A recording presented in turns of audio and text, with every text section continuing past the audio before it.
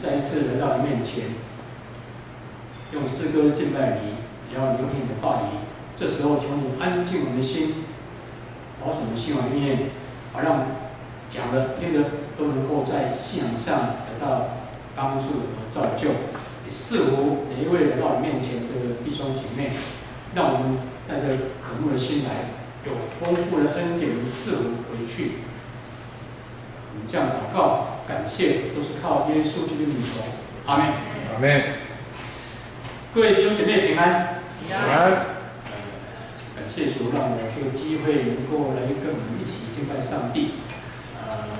记得40多年前，你在这个教会1年2个月，那时候是主后1979年的8月，到了1981年的9月底。 共总共只过1年2个月在我们教会服侍，很高兴能够再对我来相隔了差不多40年所以在座的弟兄姐妹可能都不认识因为太久，因为我离开很久了一直没有机会。这是台南神学院就是希望我来这里为他们学院能够募款跟报告。 所以很高兴有这个机会。那我首先为了台南神学院来报告。首先代表台南神学院的院长师生向大家请安报告跟感谢教会过去对神学院台南神学院的关怀跟代祷贡献。那我们知道长老会目前有4间的神学院，包括在新竹的圣经学院。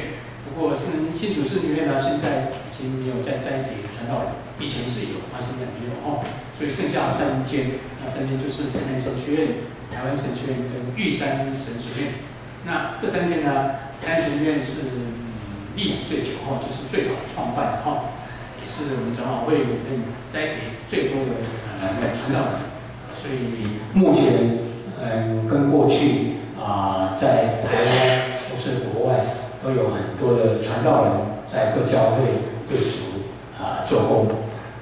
我们知道神学院不是一个盈利机构，所以很多的这些资源或是说他们的经常费用，还有一些建筑老师教师员的这些谢礼，都是需要靠各教会奉献代祷。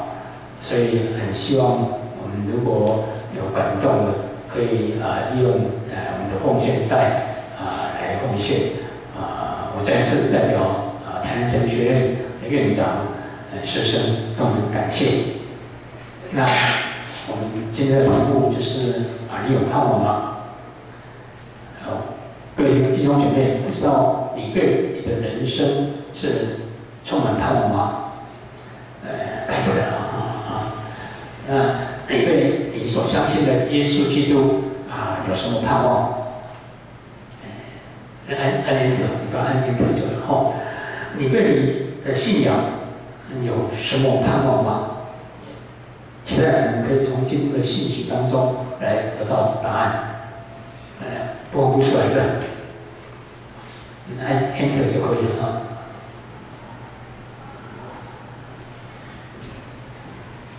那个人可以帮助他，因为我做这个播放费花了很多时间，如果没有播放的话也很可惜因为我希望我讲到的时候能够同步播放，这样子对我们能够更加了解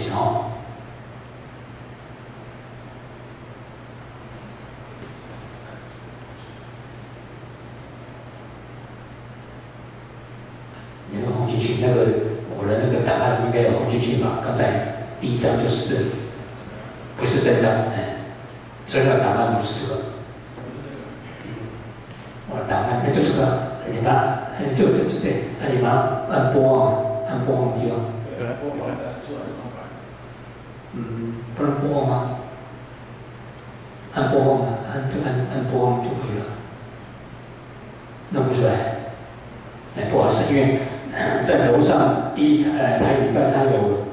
先试因为刚才没有先试对，就这个，对，就这个，好， Enter 哈，你就按 Enter。我讲到哪里，你有一个稿，你对照这个稿好不好？哦，那边讲稿哈，你对照那个稿哈。不好意思，还是哪个比较熟练的，要不要帮忙一下？因为我怕他会不会也很紧张啊？有没有需要帮忙的，好不好？坐在旁边帮忙一下，还是说你要在听哈？因为这个不好意思了哈。不好意思，因为我讲到跟人家不太一样哈，对不起啊。好，来，我们就继续哈。就刚才我就说，你对你所相信的耶稣基督有什么盼望？不晓得你们在座有几个人是基督徒，还是说慕道友哈？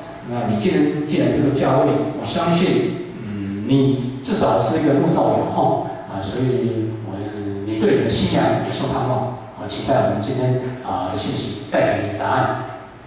英国很有名的一个神学家叫做巴克莱，他在写我们刚才所读的那2节圣经的注解的时候，他这样说：他说，今天有很多教会的信徒被问到他们是在相信什么的时候，他们却不知道要怎么来回答，以及被人家问说：你为什么要相信耶稣是基督？为什么呢？同样，这些人呢，没有把握来回答人。那这位神学家巴克莱博士就这样说：这是一个很悲哀的事情。基督徒应该从他的肉体跟精神来思考他的信仰内容，这样才可以告诉别人你究竟在相信什么，以及为什么你要相信耶稣是基督的原因。这也是我们要传福音的一个内容哦。我认为这个巴克莱博士所写的这段话很有意思。从我们今天所读的圣经，可以让我们知道，使徒彼得他也要我们基督徒随时做好准备，以便来回答人。到底要回答别人什么呢？就是要回答提起你所盼望的缘由、因由。所盼望的因由，这是台语圣经的翻译，在和本中文的圣经翻译成心中盼望的缘由。现在中文本的圣经呢，翻译成解释心里的盼望。这是指在心里要尊主耶稣基督为圣，用敬畏耶稣基督的心，以他为主，然后来回答别人问到他心中对信仰盼望。各位弟兄姐妹，你心中所信的信仰有什么盼望呢？还是说你盼望什么呢？针对这个问题，我要分成3点来分析。第一个是没有盼望的人，没有盼望的人。曾经担任台湾神学院教授的高金典牧师，在他所写的一本书叫做《否定中的肯定》里面有一段话这样说：一个人如果没有盼望，他的观念、他的情感或是情绪往往会受到他四周围现象的影响，也就是说，受到他的五官所接触的事物来左右。没有盼望，他的人生就缺少了活气。确实是这样没有盼望，人生就缺少了活气。另外，有一位著名的神学家叫做齐克果，他也这样说：他说，绝望乃是使人导致死亡的疾病。是的，没有盼望的人，就是会走到那种绝望地步，会使人呢对人生绝望，没有失去再活下去的勇气。因此，很多人呢，有许多对人生没有盼望的人，他们最后是用自杀来结束他们的人生。他们认为人死了以后，一切都结束，就像人死如灯灭。我想你们听过这句成语后有人说，我人死了，就弄个灯就熄掉了一样所以呢，这些没有盼望的人常常会很悲观的这样说死了就算了，有什么了不起？所以这些自杀的人想说我自杀以后，我就解脱了，就解决了那些痛苦。人生真的是死了就算了吗？不是，绝对不是。我们基督徒绝对不能够有这种看法。旧约圣经所记载的那位约伯，他在魔鬼的试探之下，他受尽了肉体上跟精神上的痛苦。假如是一般人遇到这样的情形，或许会认为是已经走到那种绝望，或者说没有盼望的地步。不过，就为圣经里面所记载这位约伯，他这样说：但是我知道我的救赎主活着，他最后要来为我伸冤。即使是我的皮肉被疾病来侵蚀，我仍然要用我这个身体来觐见上帝。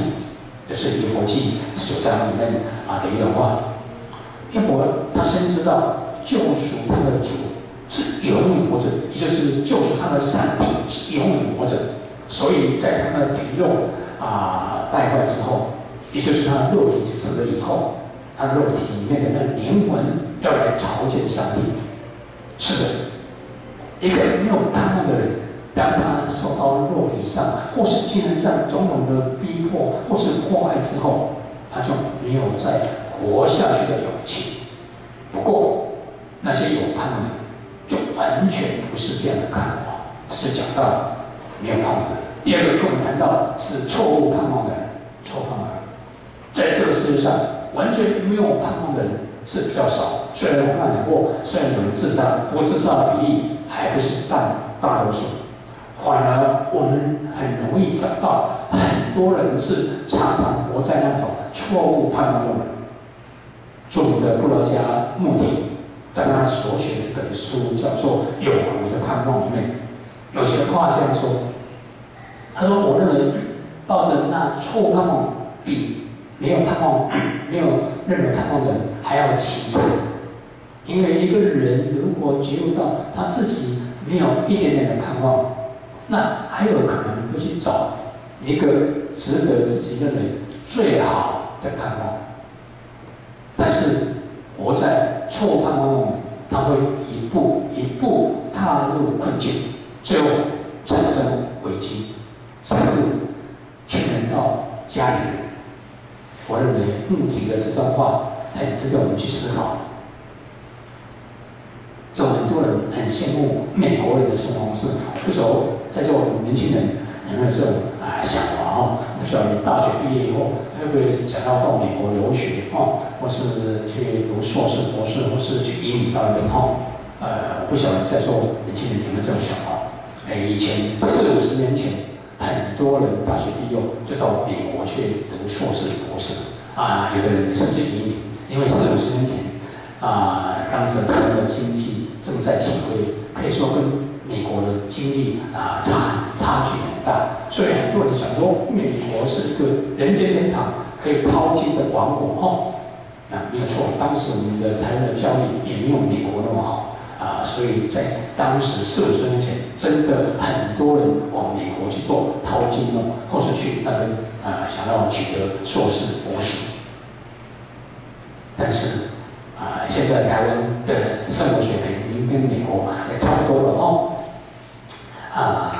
我上个月底才从美国回来不过我不是从加州回来，所以不用怕因为加州实在是疫情蛮严重的我是从美国50州的外岛州夏威夷州回来的夏威夷做礼拜没有人戴口罩了我常常坐公车，也几乎没有人戴口罩所以我怕我说我会传染不过呢，我去那边生活一段时间才知道，美国呢其实也不是现在已经不是淘金的王国了很多人以前很羡慕，但是我实际告诉你，美国的生活消费很高，特别是夏威夷州是观光的地方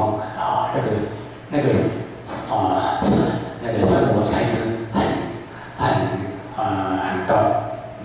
不仅如此，我们知道，我们如果去市场买菜，一斤是600公克，美国是算英镑的1磅几公克，你知道吗？454呢，相当于我们600公克差多少？差1/4而且呢，这个蔬菜、水果比台湾都贵很多像我都不敢去超市买，超市比那个中国城还贵，所以我去中国城买。中国城的菜平均都要2块美金以上，2块美金多少？60块，对不对？那个454磅454公克，少了1/4嘞。如果用5台斤600公克来算，一斤菜差不多要70块、80块。你说台湾有没有7块、10块？有吧？台风天的时候可能很贵。平常假如说7块、10块，我想我们的父母可能那个菜都不敢买不仅如此，美国人呢，大部分人都生活在那种负债累累的阴影之下。这是因为当时美国政府呢认为要提高产品的生产力跟流通力，所以很鼓励他们的百姓去尽量去买东西如果你没有钱，可以办理分期付款或是贷款，然后慢慢来还像家里的电视、冰箱电毯、电炉、洗衣机等等的这些日常用品都可以用分期贷款。所以呢，住了房子或者是开了汽车办理贷款或是分期付款，可以说是很平常的事情。那每一个月薪水花下来用来付这些贷款或是分期付款，扣除这些费用以后呢，所剩下的钱可以说所剩无几没有多少钱，甚至有时候呢，到了月底呢，那个花的薪水是不够用。在景气好的时候，还没有什么问题。但是呢，景气不好的时候呢，很多公司都会裁员，裁员就是没工作的没有工作，当然就没有收入。没有收入呢，当然也没办法付那个贷款或是分期付款的钱。因此呢，就会牵连到替他做保证的那个保证人因为自己还不起，保证人就要还所以就会牵连到自己的太太或是子女亲人这些当保证人。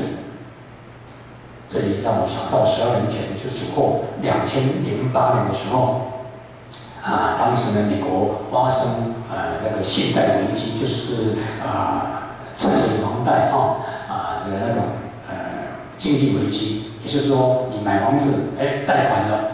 是第一胎，很多人不够用就来做第二胎就是在跟银行在借钱这叫做第二胎。结果呢，很多人被坏了，失业了，没有办法还钱，银行找保证人没有钱，那怎么办？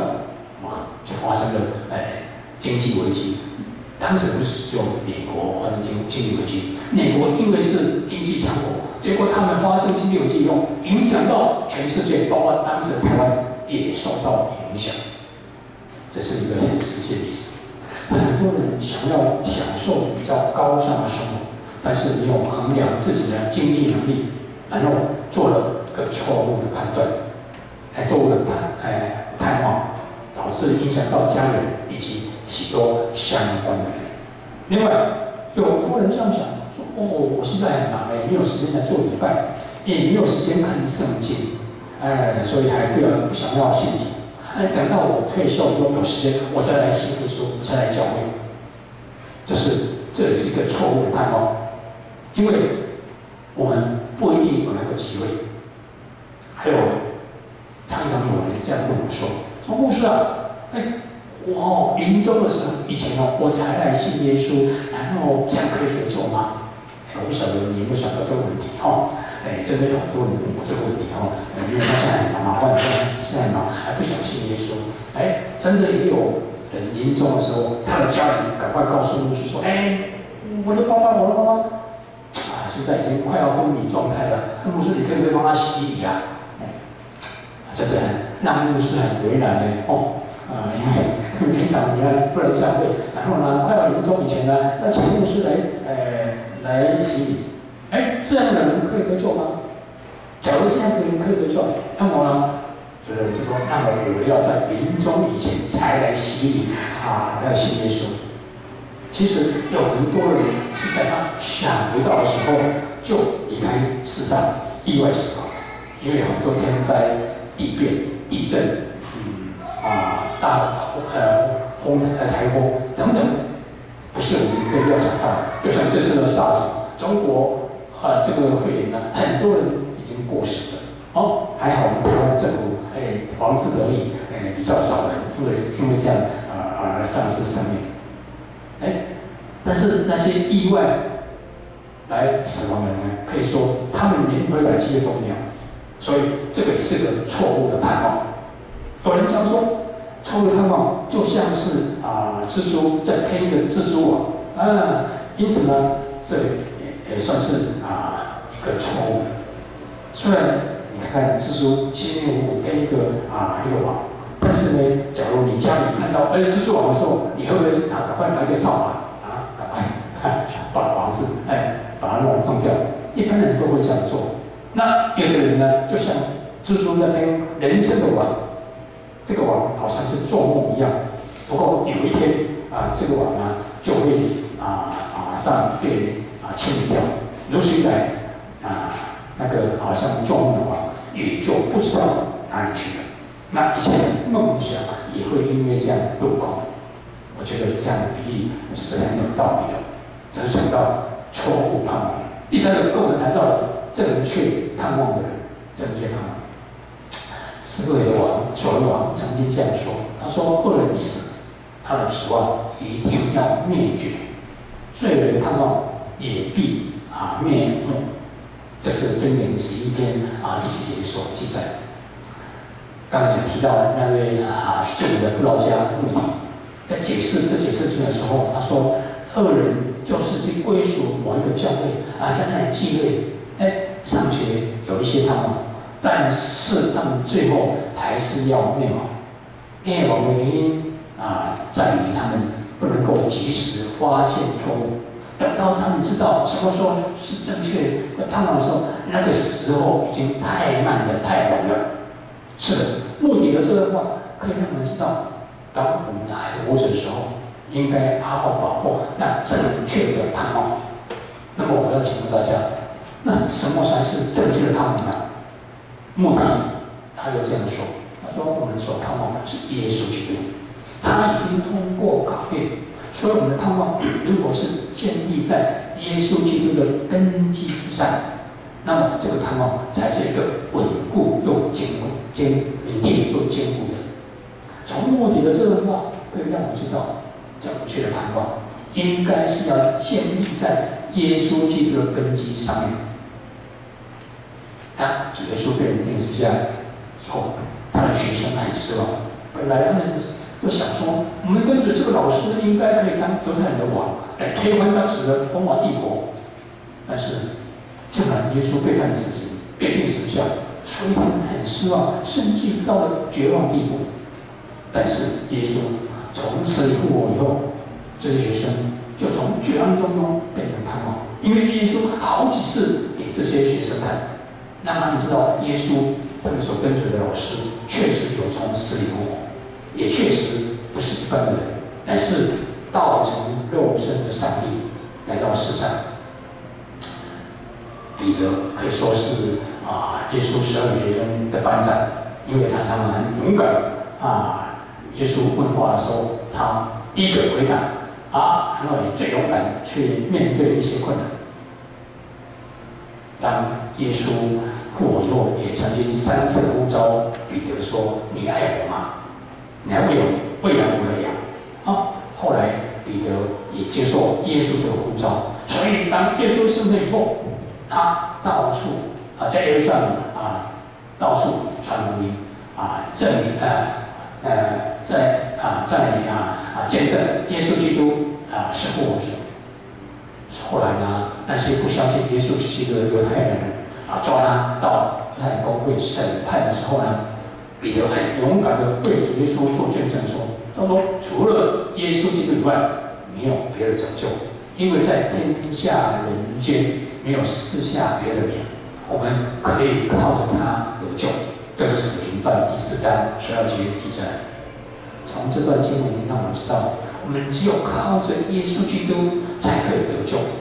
人人都可以靠着相信耶稣是基督来得救，是我们基督徒的盼望，也是一个正确的盼望。当使徒保罗悔改信主耶稣以后，他也体会到我们得救是根据盼望来的，所以他曾经向罗马教会的信徒这样见证说：“因为我们得救是根据盼望，如果我们看得见的盼望，那就不算是真的盼望。那如果生活人还盼望他所看见的，如果我们盼望那看不见的，那么我们就会忍耐等候。综合刚才讲的这些信仰前辈包括所罗门王，还有穆迪，还有彼得跟保罗等等这些信仰前辈所说的话，让我们知道有正确盼望的人是建立在耶稣基督使人得救这个根基上面。虽然用我们肉眼真的不容易看出来，但是保罗告诉我们，应该忍耐等候，有一天我们就会得到那得救的盼望。曾经有一对兄弟，他们轮流在探索一个水坝的水源，在水的附近大概300公尺的地方有一间小小的房间，这是他们兄弟值班的地方。每天晚上，他们兄弟当中一位会从他们自己家所住的门口搭一个小船，然后顺着水流方向去到那间小间的房子值班，然后由另外一位兄弟划同样一艘船回到自己的家里来休息。有一天晚上，哥哥照常搭了小船要去值班，准备替换他的弟弟能够回来。不料在过程当中，这个哥哥可能是白天太累了没有好好休息，所以呢，竟然在船上睡着了。当他听到很大的那个水声的时候，赶紧醒来，发现那个船已经快要靠近那个水坝。假如若再慢一点，那么这个船呢就会从那个水坝的顶端，然后船掉到那个10几公尺的坝底，水坝的顶端，那时候已经是死路一条，所以他就赶快划船，然后划到那个旁边。刚好在那个旁边的墙壁的隙缝里面，他看到一棵小树，然后就抓紧那个小树。不过那棵树不是很坚固，因为它是从那个石壁当中蹦出来的一个长出来一个树，所以那个树根呢不是很深，也不是很坚固，随时有可能被它拉断。但是如果他不抓紧这根树根的话，那个船会一直飘到那个坝顶去那个水坝的顶端，所以他还是抓住那个树根。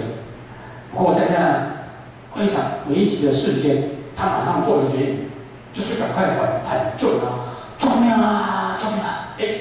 有人听到喊救的声音，所以呢，他那个人就从那个墙壁的顶端抛下一条绳子然后垂下来给那个人。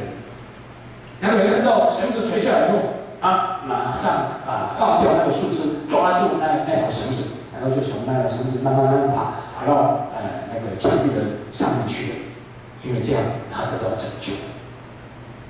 许多错误盼望的人，就如同一直抓住那一棵树枝，不肯放掉。虽然有人要救他，但是这样做是很危险的。有正确盼望的人，就好像是看到有人抛下绳子，他就赶快放掉那个树枝，抓住那个绳子，然后慢慢到另外一头去。另外一头就像这样子，有耶稣在那边要帮助的，他要拯救，让我们不是灭亡，乃是要让我们得到那永远的生命。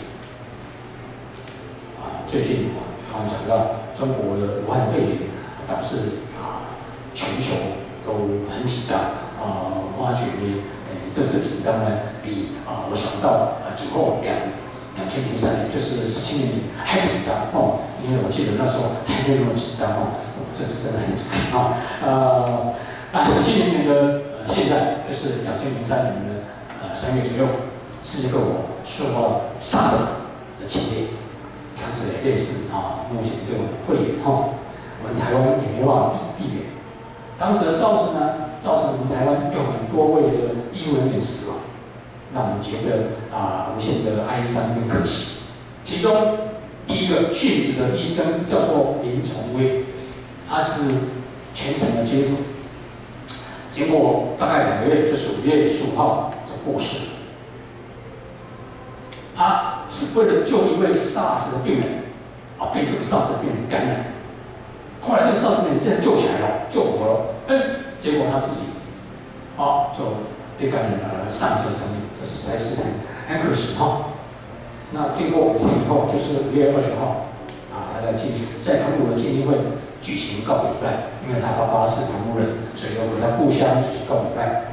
那妈妈就做陈慧仁执事，在告别礼拜的时候，他做见证，这样见证说，他说作为一个母亲，我的心好像被刀穿刺，就如同在十字架下那位母亲玛利亚一样，他的心也像被刀穿刺。陈慧仁只是说，我的心好像被刀穿刺，不肯受到安慰，因为我的孩子不在了。但是我在这时候还需要坚强的上台，来向大家说明，为什么我的心被刀穿刺，被撕残若碎片的时候，我还有活下去的盼望。他说，5月7号的清晨，我的内心感觉一阵一阵的催逼，所以我就赶快从家里到医院要去探望我的儿子崇威。不过到了医院不久，我就看到我的儿子在被人家急救，而且医院的开一张红单，那个红单就是病危通知书，要我签名。那时候我很惊慌又孤单。当时我唯一的念头就是我的儿子崇威如果离开市场，我就要从7楼跳下去。因为我们和平医院是7楼盖的房子所以要从顶楼跳下去。那他又这样说：“上帝啊，我实在很对不起，因为我实在没有办法去承受我的儿子失去儿子的痛苦，就让我解脱吧。”还好天亮以前，医生把他救回来，医生都感到这是难以置信的事情，好像是从死里复活一样。如今他说回想起来，一切都有上帝的安排，让我的儿子崇威在那生死的关头有亲人陪伴在他身边。我这个崇威执事他说为了这件事情，他感谢上帝，也体会到耶稣被钉十字架的时候，有一个跟他一起忍受痛苦的，那就是天父上帝。我们感谢上帝多给崇威，就是我的儿子就是1个礼拜的时间，让我们有机会能够聚在一起。不仅这样可以互相来表达爱意。母亲节那天，我们知道5月第2个礼拜就是母亲节，所以呢，他说在母亲那天呢，崇威这个妈妈对他儿子崇威说：“你的稳定进步，就是送给我一个很好的、很大的母亲节的礼物。”不过，这个妈妈一方面却这样祷告上帝说：“赏赐的是耶和华拿去了收取的也是耶和华。上帝崇威是你的，求你亲自来抱他，安慰他。我也祈祷上帝能够让人心可以提早结束那个隔离，早一天去见崇威。这个人心是林崇威医生的未婚妻，也是和平医院的医生。当时他是在被隔离的期间，因为他的未婚夫呢感染病以前呢，他们有相聚在一起，所以呢医院就说，那这个林仁心医生呢也需要隔离。不过这个妈妈很希望她的儿子呢在临终以前可以跟这个未婚妻能够有见面的机会。果然，真的上帝听了昨天这个妈妈的祷告，让这个他的儿子崇威在临终以前有跟他的未婚妻人心见面。不过，这个妈妈一听到他的儿子崇威被接回天家，根本没办法接受，也不能够相信。但是就在那痛苦当中，他从异象的梦中，他知道他的儿子已经被上帝接去，所以他存着一个盼望，就是期待有一天能够在天国跟他的儿子来见面。这是在澎湖基金会举行林崇威医生告别礼拜的时候，他的妈妈在礼拜中所做的见证，这样见证也非常感动。自己儿子幸运在狱长大，那成为人人所羡慕的医生，为了救别人，竟然自己丧生命。哎呀，假如是你的话，我相信你应该会有相同感受才对。不仅如此，通过林崇文医生的生命过程，让他本来没有信主的未婚妻林仁心医生和他的祖父祖母，在那段时间都体验到上帝的存在，所以他们3位都在这个林崇威医生过世以后的那个礼拜天就接受洗礼，成为基督徒。他的未婚妻林仁心医师这样见证说：“我相信真正有上帝，因为真正的有上帝，这位上帝才可以成为我最好的依靠。我相信这位林仁心医师呢，他心中当时医生一定非常的哀伤痛苦，但是他看到他的未婚夫在那段痛苦当中，体会到有上帝的同在，这位上帝也成为在那段时间他最好的依靠。他有这样见证说，将来有一天我会跟崇威，就是他的未婚夫相见面，这是他的盼望。林崇威医生就像比利麦斯都在同已死了，然后结识许多艺人。这里让我想到，在10年前，就是主后2010年4月25号，在台湾在我们的基隆北澳高的路上，那天突然间发生走山的意外。那天没有地震，也没有下大雨。不过后来人家调查结果是因为那之前有下过大雨，那个山呢，里面的土已经松动了。刚好那一天呢，就这样子山呢移位了。移到那个刚好北澳高的路上。在移位的时候，碰巧有3辆车，里面坐了4个人也在里面，就在这个意外当中死亡。其中有一位是当时担任基隆中山长老教会的赖仁金牧师的丈夫，叫做叶茂楚弟兄。在意外发生的1个礼拜后，有媒体去采访赖牧师的心境，他这样说：“我觉得我的先生是一个很有信仰的人，应该把他活着的时候那些见证写出来，希望他的朋友不要忘记他。”还有他的儿子，他有2个女儿在我们那个图片里面最右边的是赖牧师，左边那2位就是他的女儿。希望赖牧师希望他2个女儿也不要忘记爸爸的爱。赖牧师又这样说，他说上帝希了他的先生，他的丈夫在地上劳苦。上帝的意思是美好的，上帝的旨意是美好的。我们不能够不接受，意思说，虽然他遇到这么样的大的伤痛打击，但是他还是用信仰来接受这个事实。也可以说是只有顺服上帝的美好旨意才是超过人所想的。赖牧师就这样说：况且我知道我的先生，我的丈夫不是消失了，他乃是到上帝那边去。从这里让我们想到，刚才我们在唱诗歌的时候，第2首诗歌讲到上帝是我们的力量，是我们的避难所，是我们的盼望，确实也是如此。结论我们看到林崇威医师的母亲、未婚妻、他的祖父跟祖母以及叶茂楚弟兄的亲人，他们都有存着一个很大的盼望，就是盼望将来有一天可以在天上见面。这个是一个正确的盼望。各位弟兄姐妹，开始我问到：你有盼望吗？你对你的人生有盼望吗？你对你所信的耶稣基督有盼望吗？你对你的信仰有所盼望吗？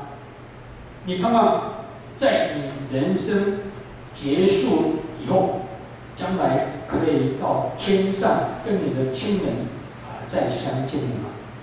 期待我们可以从今天的信息当中，可以得到一个正确的答案。请我们低头祷告。爱我们上帝，感谢您让我们在这中国武汉肺炎肆虐全球的时候，思考：有盼望吗？我们的盼望不是存在今世，那看得见的，正如保罗所说的，那不是我们真正的盼望。我们盼望的是那看不见的，因为我们目前看不见，但是我们应该忍耐等候，将来有一天，我们可以在天上看到我们所爱的亲人朋友，盼望能够从这些信息得到好的启示，也能够将这些信息传扬给那些没有盼望或是活在错误盼望当中的人。我们这样祷告感谢，都是靠耶稣基督名求，阿门。